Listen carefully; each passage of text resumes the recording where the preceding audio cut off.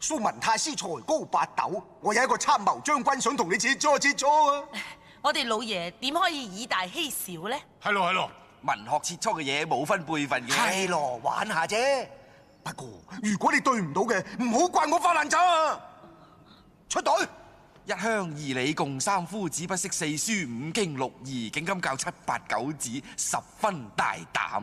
對啊，做咩唔對啊？咁唔俾面，我真係發爛渣啊！俾我試下咧，10室9貧湊得8兩7錢6分5毫4厘，又且3心2意一等下流。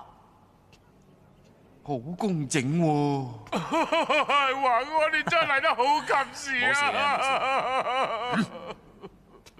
在下7省文狀元兼參謀將軍，綽號隊王之王嘅隊川祥，未請教。細佬讀過2年書，陳世忠一件迷途小書童華安。好，等我嚟會一會你。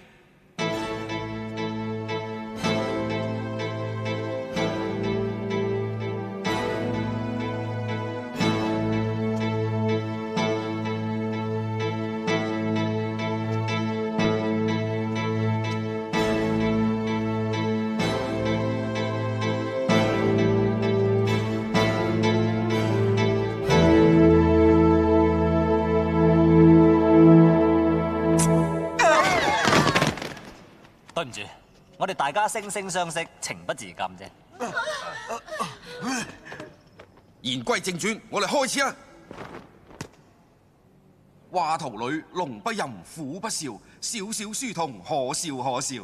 棋盤內車無輪，馬無韁，叫聲將軍提防提防啊！好有嘢！鶯鶯燕燕，吹吹紅紅，處處融融洽洽。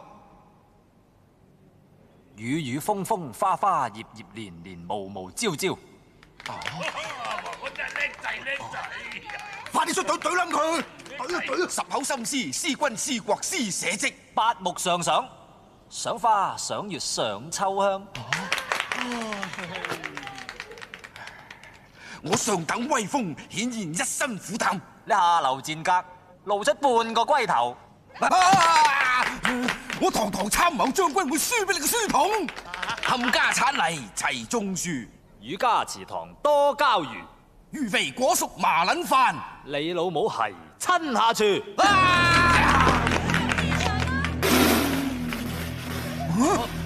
對隊就本為消閒作樂，今日穿長興居然對隊對到我19幾兩月，可謂曠古的金小弟，拜服拜服。